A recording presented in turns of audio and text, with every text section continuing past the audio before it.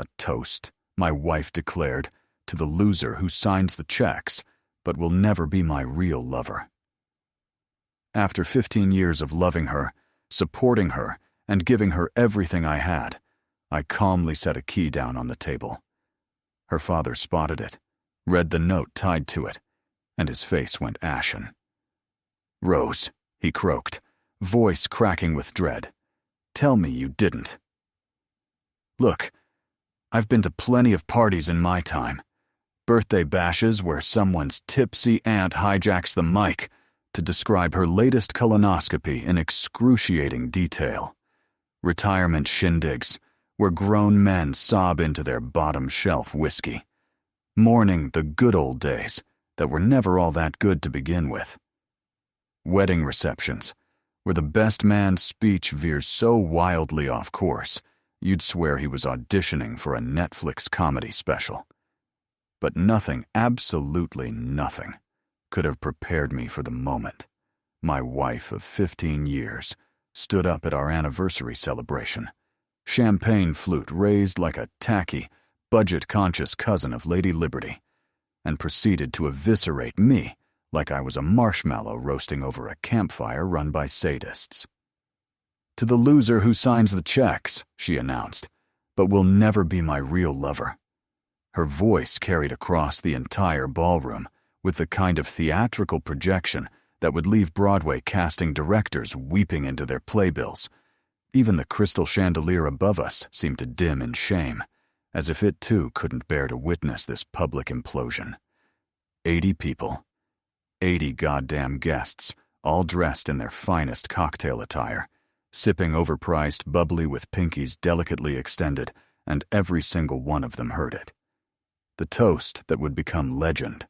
The toast that would echo through country club locker rooms for years. The toast that made me wish I'd taken up heavy drinking as a serious hobby, instead of just a casual weekend indulgence. The reaction was instant and visceral. A collective gasp swept through the crowd like a wave at a baseball stadium, except instead of excitement or camaraderie, it was pure, unfiltered shock and second-hand humiliation. Then came the nervous laughter, the kind people emit when they're unsure whether they've just witnessed a joke or a felony. Her so-called girlfriends? Oh, those vultures didn't even bother with polite chuckles. They outright snickered, hiding their smirks behind perfectly manicured hands, like high school mean girls reliving their glory days by watching some freshman get pummeled in the hallway. To them, I was tonight's entertainment. And Rose? She was basking in her spotlight. Meanwhile, there I sat. Her husband. Not her fiancé, not her roommate, not some random guy she'd picked up at a bar. Her husband. The man who'd spent 15 years of his life beside her. The one who'd held her hair back during that food poisoning episode from the authentic sushi place she swore by. The one who'd listened for hours as she ranted about her mother, nodding along while secretly fantasizing about faking my own death and starting over in Peru. In that moment, I just sat there, blinking like an idiot who'd accidentally joined the wrong Zoom call and was now trapped in someone else's corporate nightmare. My brain short-circuited completely, like a computer freezing so hard you can't even move the cursor.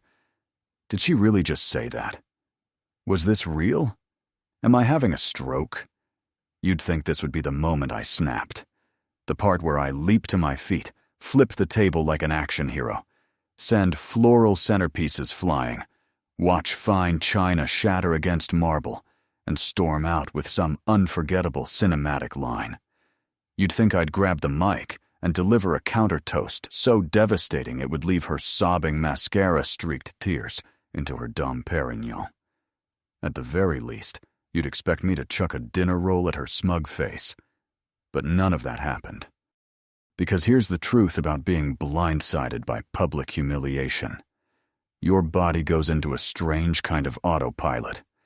You become unnervingly calm, as if your brain has decided that since you're already in hell, you might as well be polite about it.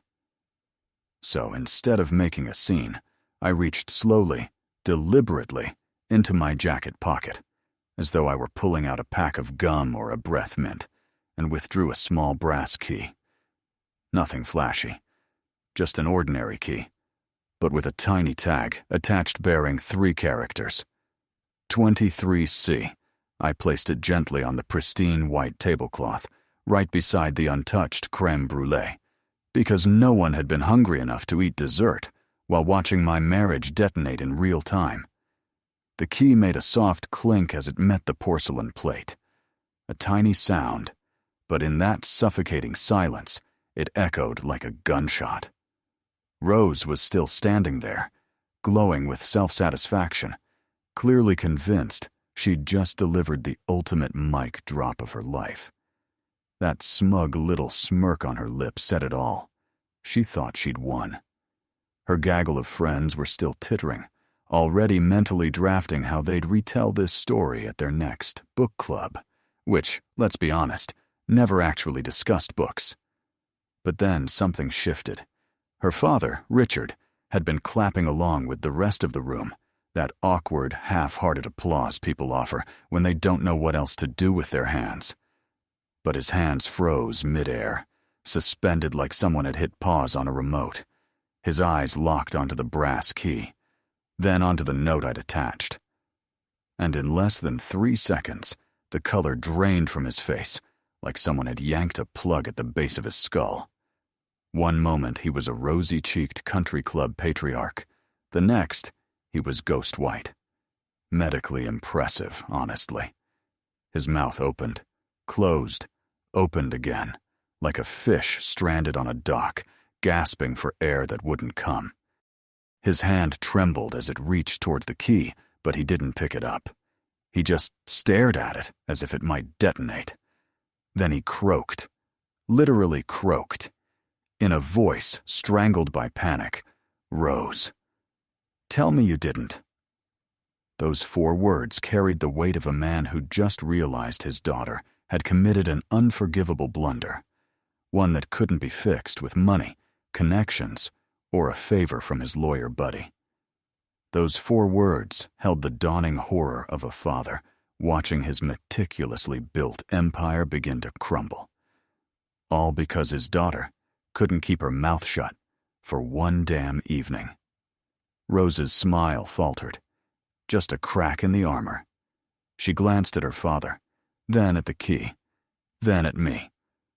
For the first time that night, something flickered in her eyes. Maybe concern, maybe fear, maybe the first glimmer of understanding that she'd just made a catastrophic, irreversible mistake. But it was too late. Far too late. The key was on the table. The note was visible. And her father looked like he was about to collapse face first into his lobster bisque. People always expect revenge to be loud shouting, threats, maybe some shattered glass. But the best revenge, the kind that truly lingers, it's quiet, calculated. It's a brass key placed beside dessert, while 80 strangers watch in stunned silence. It's the look on your father-in-law's face when he realizes the pushover son-in-law was never a pushover at all. It's the moment the entire room senses that something seismic has just occurred, even if they don't yet understand what. Vault 23C, 2 numbers and a letter. So simple, yet so devastating. As I sat there watching Richard cycle through stages of panic, Rose's confidence waver, and her friends' laughter die in their throats, I felt something I hadn't felt in years. Peace. Calm. The serene satisfaction of a man who just played his final hand and won. They wanted a toast? They got one. They wanted drama? Oh, sweetheart, the show was just beginning. And the best part? I hadn't said a single word. Rose remained standing at the head of the table, waiting for a standing ovation that would never come. Her father sat frozen, looking like someone had just told him his entire portfolio was invested in Enron. In 2001, the room buzzed with that strange, morbid energy, the same pull you feel when you slow down to gawk at a highway accident. You know you shouldn't stare, but you can't look away. As for me, I was done. Not in a dramatic, door-slamming, tear-the-house-down kind of way, but in the quiet, resolute way of a man who finally realizes he's got better things to do than watch a circus he didn't sign up for. I pushed my chair back. The legs scraped softly against the marble polite, understated but unmistakable. No grand exit. Just a signal. I'm out. I wasn't about to give them the satisfaction of seeing me unravel. This wasn't Jerry Springer. This wasn't Maury Povich. This wasn't some trashy reality show with dramatic music and flying champagne flutes. I stood, adjusted my jacket, because even in the wreckage of your life, dignity matters, and began to walk. One foot in front of the other, like a man with somewhere better to be. I passed the untouched dessert trays, petit fours still perfectly arranged, because who could eat while watching a marriage implode? I passed the chocolate fountain Rose had insisted on, despite my protests that it screamed middle school dance. Turns out I was right. I passed the ice sculpture of two swans, forming a heart, a frozen symbol of eternal love that would melt into a puddle by midnight. Then I spotted Uncle Jerry Rose's perpetually soused maternal uncle trying to stuff a 200 bottle of Cabernet into his sport coat like it was an all-you-can-steal buffet. He glanced around nervously, hoping no one noticed. I noticed. And honestly, good for him. Take the wine, take it all. I paid for it anyway. At least Jerry had the decency to steal from me instead of humiliating me in front of God and everyone. That's the kind of integrity I can respect. At the entrance, the valet, a kid no older than 22, drowning in an oversized vest and a bow tie that looked like it was strangling him, perked up as I approached. He gave me a wide, oblivious smile. "Car, sir?" he asked, already flipping through his clipboard. I stopped and really looked at him. This poor soul had no idea what had just transpired inside. He was just doing his job, trying to earn tips, blissfully unaware he'd just witnessed the end of a 15-year marriage. Part of me envied him. Part of me wanted to be him. Someone on the periphery, untouched by the blast radius. "No thanks," I said, a bitter smile tugging at my lips. I prefer a long walk after being publicly castrated. His smile froze, eyes widened. He had no script for this. Valet training doesn't cover how to respond when a guest jokes about his marriage imploding. He just stood there, mouth slightly open, clipboard dangling. I laughed, a short, sharp bark that probably sounded unhinged. He didn't laugh with me, but I didn't care. At this point, what else was there to do? I started walking down the hill, leaving the venue behind. The place was one of those opulent estates rich people rent to flaunt their status stone columns, ivy-covered walls, tasteful uplighting that made everything look like a spread in Architectural Digest. It sat atop a hill overlooking the valley, the driveway winding through manicured gardens lined with solar path lights. Picturesque. Romantic. The kind of place where fairy tales are supposed to begin. Mine had just turned into a horror story. The cool evening air hit my face. I took a deep breath, clean, crisp, like I was breathing for the first time in years. The sun dipped behind the mountains, painting the sky in surreal oranges and pinks that looked photoshopped, but weren't. Nature, indifferent to my personal catastrophe, carried on. There was comfort in that. The world kept spinning. The sun kept setting. Life went on, whether you were having the worst night of your life or not. At the bottom of the hill, where the manicured driveway met the ordinary road, my truck waited. My beautiful, reliable, unpretentious Ford F-150 dark blue, with just enough mud on the tires to prove it actually worked for a living, not just sat in a garage as a status symbol. Rose had always hated it. She wanted a BMW, a Mercedes something that screamed, "I have money, and I need you to know it." But I kept the truck, partly because it was practical, partly because it annoyed her, and partly because everyone needs something in their life that's purely theirs, untouched, unjudged, uncompromised. I ran my hand along the cool metal of the tailgate, and then I smiled. Not a bitter smirk, a real smile, because I saw it, the detail I'd been waiting for. The license plate. It ended in 23C, the same combination as the vault key I'd just left on the table. The same vault key that had turned Richard's face to chalk. The same vault key that represented months of meticulous planning. Was it poetic? Maybe. Petty? Absolutely. Did I care? Not one bit. After 15 years of being systematically disrespected, you earn the right to be extra.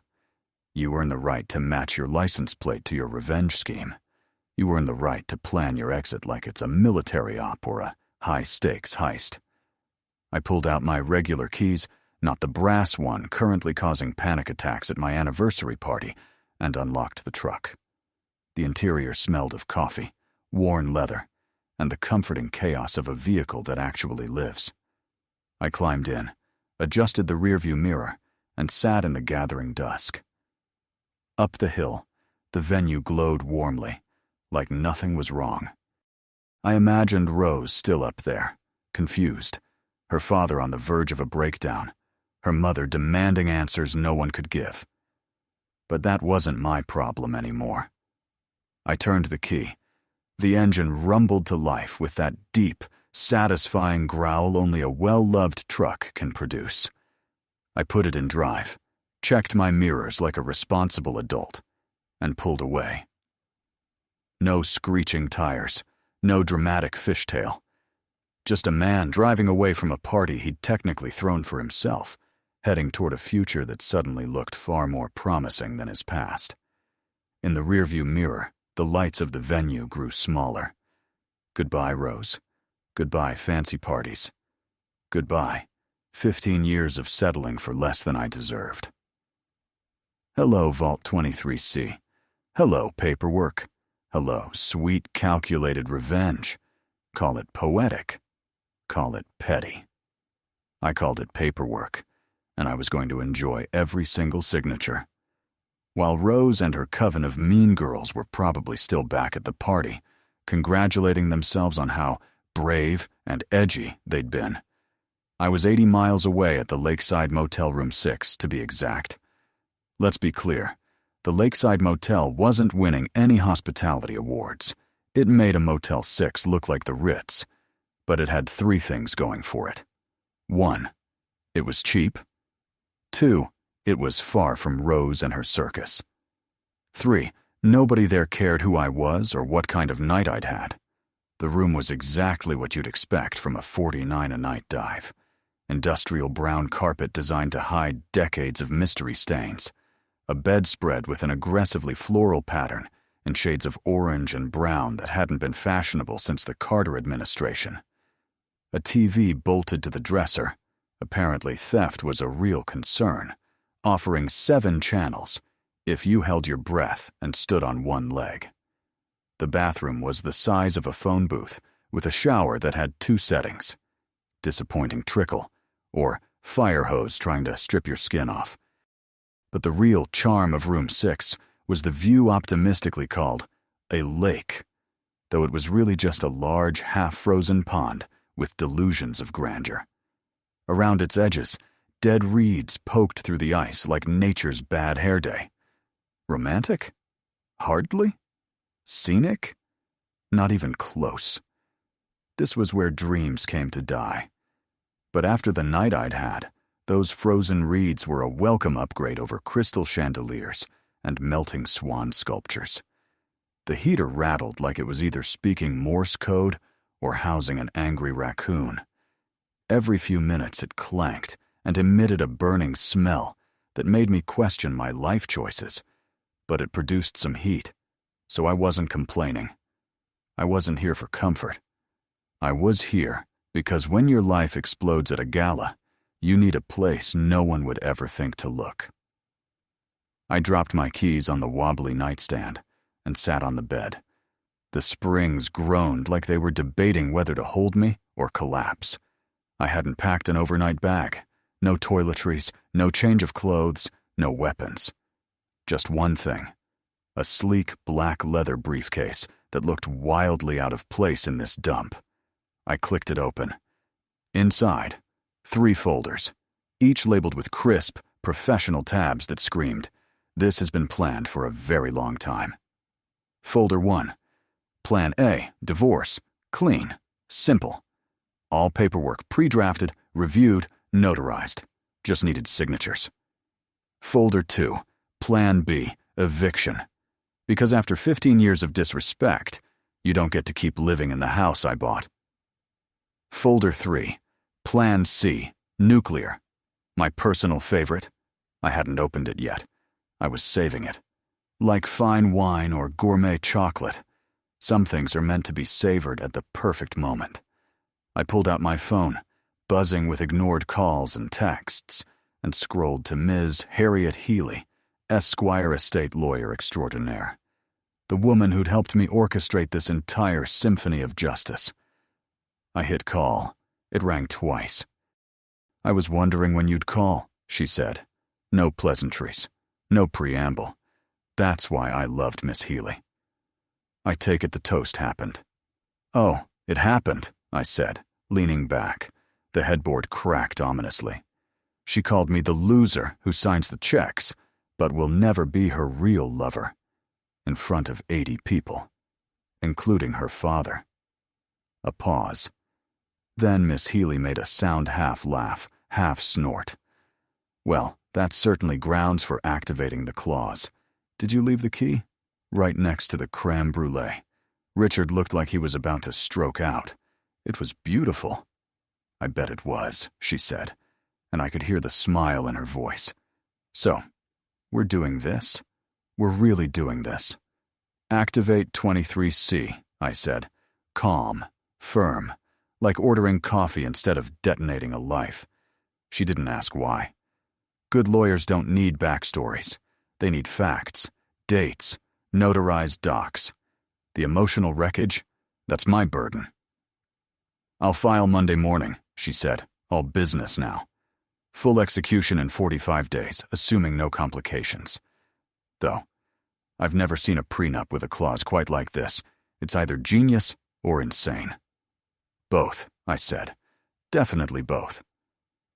"She'll fight it," Miss Healy warned. "Hire expensive lawyers. Claim coercion. Say she didn't understand." "Let them try," I said. "You've got 14 months of prep. Browser history shows she signed while watching a YouTube video about decorating mantles." Miss Healy laughed, a full, rich laugh that made me smile. "You know what? I've practiced law for 47 years, and this is going to be the most satisfying case in decades. Not for the money, but because sometimes you get to help someone who actually deserves it." We finalized details. She'd been my Batman sensible pantsuits instead of a cape, Yale law instead of a Batcave. When we hung up, I sat in the dim light, listening to the heater rattle, staring at the half-frozen pond. My phone buzzed again, another text from Rose. I flipped it face down and let it die. She could text until her fingers fell off. It didn't matter. The wheels were turning. The timeline was live. I looked at the 3 folders on the bed. 15 years of marriage, reduced to 3 manila folders in a mildew-scented motel room. But you know what? I felt lighter than I had in years, like I'd finally set down a crushing weight. The lakeside motel had better Wi-Fi than my marriage ever did. And tomorrow? When Rose woke up and realized that Key wasn't just a dramatic gesture, but the first domino in a chain reaction that would dismantle her entire life?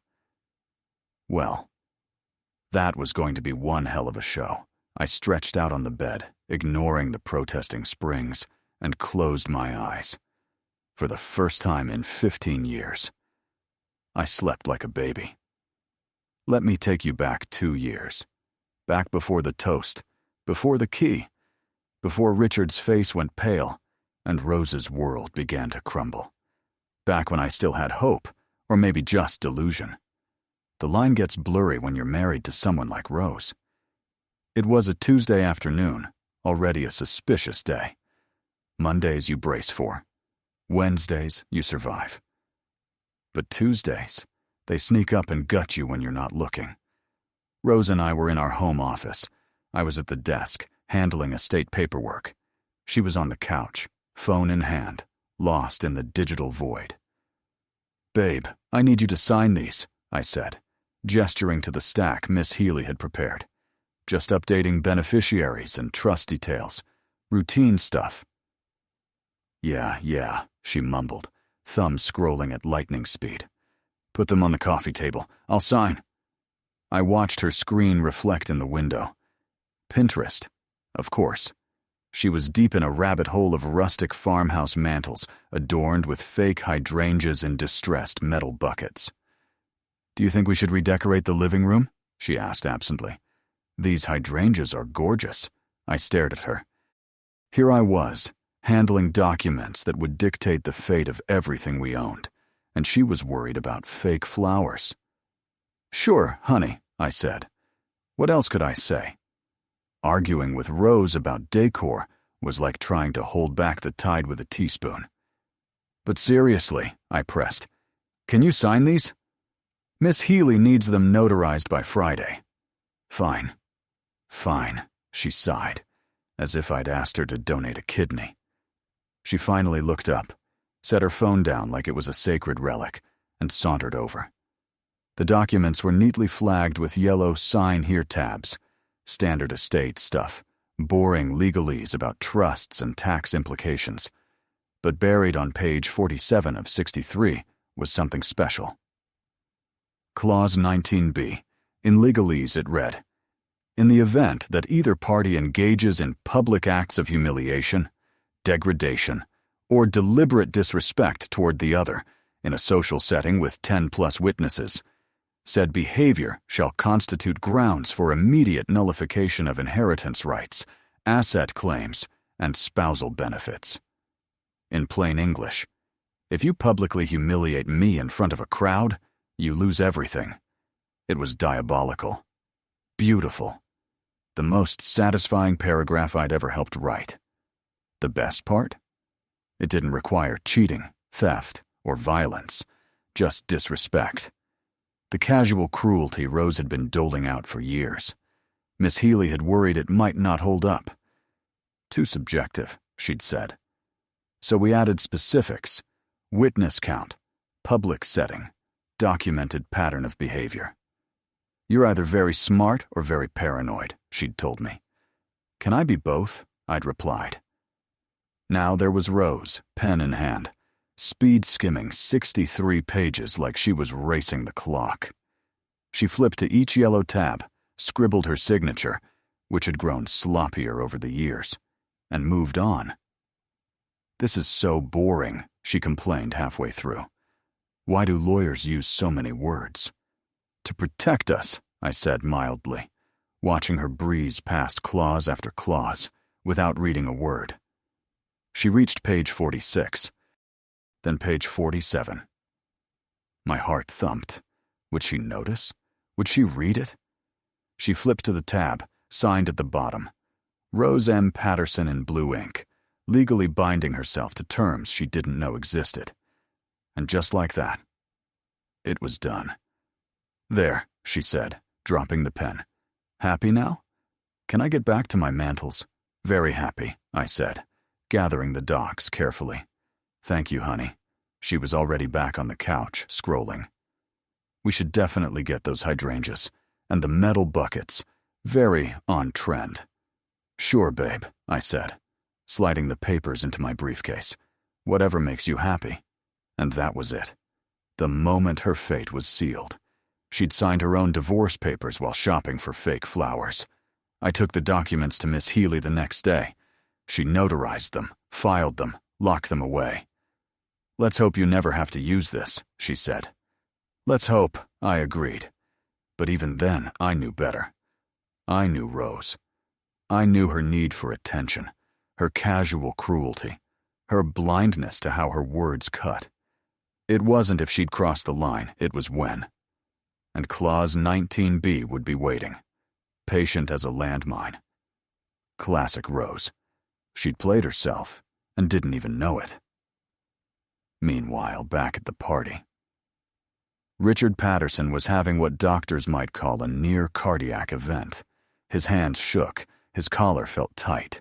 That brass key on the table seemed to pulse with ominous energy. Richard wasn't stupid. He'd built a real estate empire by being sharp, strategic, and ruthless. He recognized a power play when he saw one. And this? This was a message. He'd always underestimated me. From day one, he'd seen me as adequate, a decent guy, but nothing special. Not flashy, not from old money, not part of his elite circle. What he didn't know was that adequate can be the perfect disguise. Now, as he stared at that key, he was realizing too late that the quiet guy in the corner had been paying attention. The party had devolved into hushed whispers and awkward clusters. Rose stood at the head table, confused that her joke hadn't landed. Her friends cooed reassurances. But Richard saw only the key. And the note.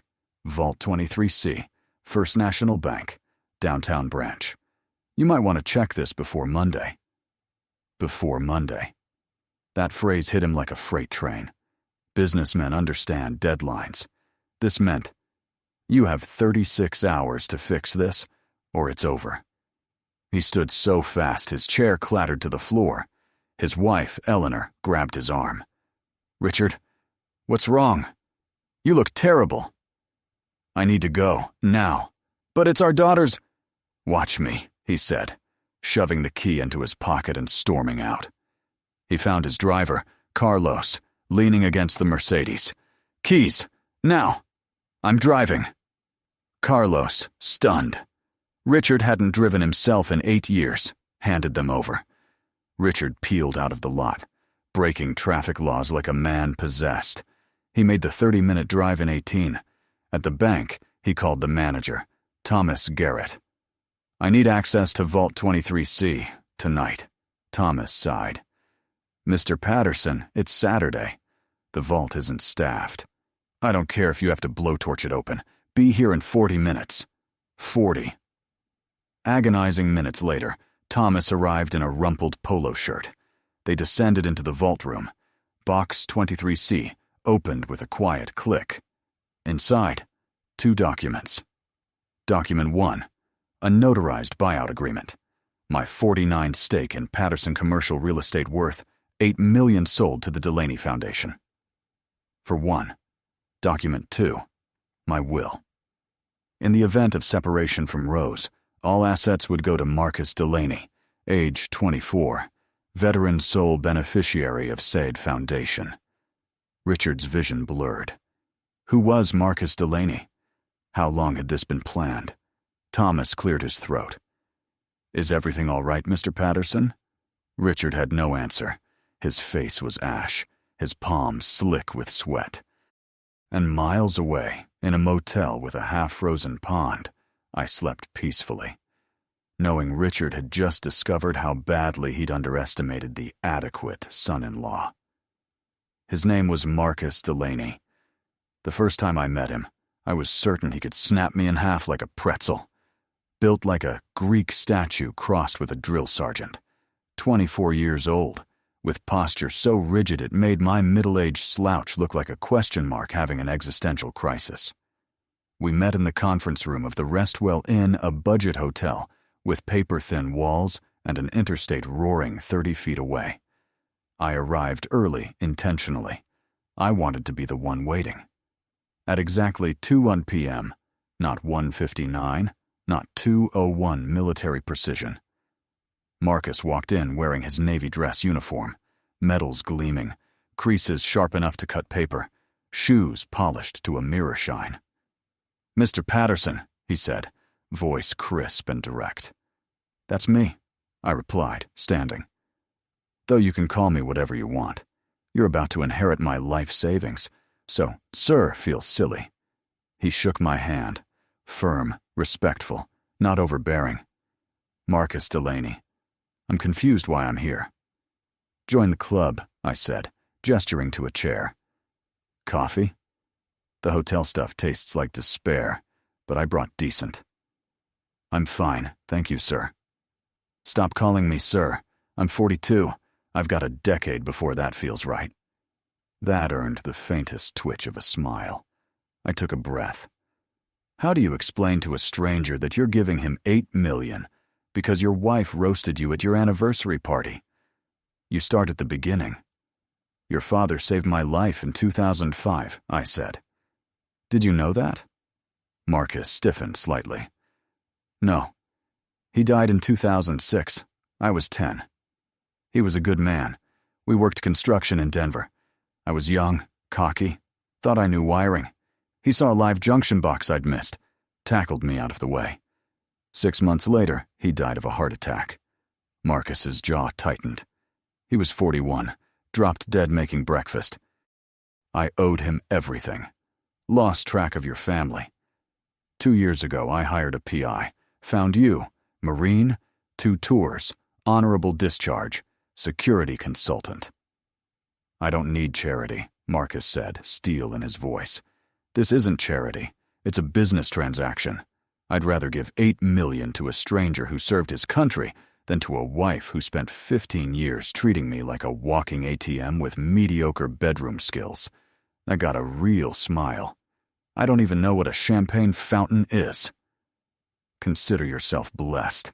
Cost me $4,000 to learn to rent one for last weekend's party. The same party where my wife called me a loser in front of 80 people. I explained the vault, the clause, the plan. Your father saved my life. That life earned $8 million. Seems fair. His son gets it. Marcus was silent for a long moment. Why me? Why not a veterans charity? Because, unlike Rose, you won't spend it on throw pillows and champagne fountains. Unlike her friends, you won't fund a Mean Girl reunion tour. Unlike her family, you'll actually appreciate it. He laughed, nervous, but real. This is insane. Yeah, I agreed. But so is spending 15 years with someone who sees you as a convenient wallet. Insanity's on brand. What do I have to do? He asked. Nothing. Just be a better steward of that money than Rose would have been, which is a very low bar. Set half of it on fire, and you'd still be ahead. He shook my hand again. This time, it felt like a real connection, a debt repaid, a legacy passed. Marcus Delaney, 24-year-old ex-Marine, already more honorable than 15 years of marriage had produced. Back in the city, 72 hours after the toast. Rose stormed into Greg Morrison's law office like a soap opera villain. No appointment, no warning, just barged past his exhausted assistant, Jennifer, and slammed the door open hard enough to bounce off the wall. She was a mess. No lipstick, unthinkable. No pearls, hair in a half-fallen ponytail. Wearing yoga pants. Rose, who once declared yoga pants in public a sign of societal collapse, and an oversized sweatshirt that might have been mine. "Stop him!" she shrieked, slamming her palms on Greg's desk. "This is illegal! You have to do something!" Greg, a veteran of marital meltdowns, didn't flinch. "Good morning, Rose. Please sit." "I don't want to sit," she yelled, then sat anyway, social conditioning winning out. "He's taking everything. The house, the business, the accounts." Greg slid a file across the desk, the same one Miss Healy and I had spent 2 years crafting. "Your husband can do this," he said calmly. "In fact, he already has. You signed the agreements, multiple times, with notaries." "I thought they were home renovation forms," she wailed. Greg raised an eyebrow, the lawyerly equivalent of screaming, "Are you serious?" "These are 63-page legal documents with my letterhead, notarized, full of terms like hereto and notwithstanding. At what point did you think you were approving a bathroom remodel?" "I was busy, planning the party. I didn't have time to read every word." "That's not how legal documents work," Greg said, frustration creeping in. When you sign, you certify you've read and understood them. Your distraction isn't a defense. But I didn't know what I was signing. He tricked me. Did he hold a gun to your head? Threaten you? Force you? No, but he gave them to me while I was on Pinterest. So, Greg said, exhaustion in his voice. Your husband asked you to sign important legal papers. You chose to scroll through home decor instead, and now you're upset about the consequences? You're supposed to be on my side. I'm not on anyone's side. I deal in facts. You signed a prenup with Clause 19B. You publicly humiliated your husband in front of 80 people. You triggered the clause. The dominoes fell. Rose's face crumpled. Tears streaked her minimal makeup. There has to be a loophole, Greg sighed. I've had 3 attorneys review this. It's airtight. Whoever drafted it knew exactly what they were doing. So I just lose everything. 15 years, and I walk away with nothing? You retain personal possessions, your car, and a $50,000 settlement, which is generous, considering you violated the prenup. $50,000? That's a joke. The house alone. The house was purchased before marriage, solely in his name. It was never a marital asset. Rose's mouth opened and closed like a fish.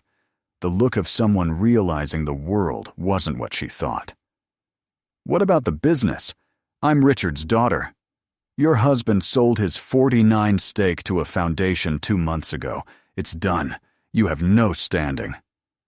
This is because of the toast, she whispered. He's ruining my life over a joke. Greg leaned forward, voice sharp. Your husband didn't ruin your life. You did. He documented 17 instances over 2 years where you mocked him publicly, calling him boring, adequate, making jokes about his clothes, his job, his intelligence. This wasn't one joke. It was a pattern. And that toast? That was the nuclear option. He pushed a stack of witness statements toward her. People tease spouses affectionately. You engaged in systematic degradation. Rose stared at the papers like they were written in code. Everyone jokes about their spouse. It's normal. There's a line. You crossed it repeatedly. Then you nuked it from orbit. So what do I do now? She asked, small and broken. Sign the separation agreement. Take your $50,000. Move on. And learn this. Actions have consequences. The quiet guy you thought was a pushover? He was taking notes. And always read what you sign. Rose left looking like she'd driven off a cliff she hadn't seen coming. Jennifer watched her go with the weary wisdom of someone who'd seen this exact crash before. And Greg? He probably thought what we all did. Well, she really renovated herself right out of her marriage, didn't she? A week later, Richard visited my cabin. He looked 10 years older, bloodshot eyes, wearing jeans and flannel instead of his usual tailored suits. We sat by the fire in heavy silence, sipping good rye whiskey. They blame me now, he said finally, voice rough. Rose and Eleanor say I should have controlled you better. I snorted. Richard, I wasn't a dog on a leash. I was the guy paying for the leash. He chuckled a dry, humorless sound. She really said it. Word for word. I nodded. Loser who signs the checks, but will never be my real lover. In front of 80 people, including you. Richard's face twisted.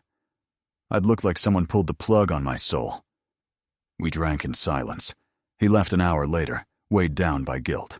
I stayed by the fire, peace settling over me like a warm blanket, feeling lighter than I had in 15 years. Weeks later, Rose received the final notice. Every asset, every account, every title, legally transferred. She collapsed into a chair, pale as milk, while her mother wailed like a banshee. She called me 17 times that day, texted in waves. We need to talk. It was just a joke. Please call me. You're being unreasonable. My reply. Silence. Beautiful, deafening silence. Because sometimes The best punchline is knowing when to say nothing at all. I sat in my truck outside the house one last time, watching lights flicker on inside. Shadows moved behind the curtains. Rose and her mother, no doubt spiraling. No malice, no shouting, no dramatic music, just quiet closure. They wanted a toast? Well, here's mine, to the loser who signs the checks. But never again for you. Cheers.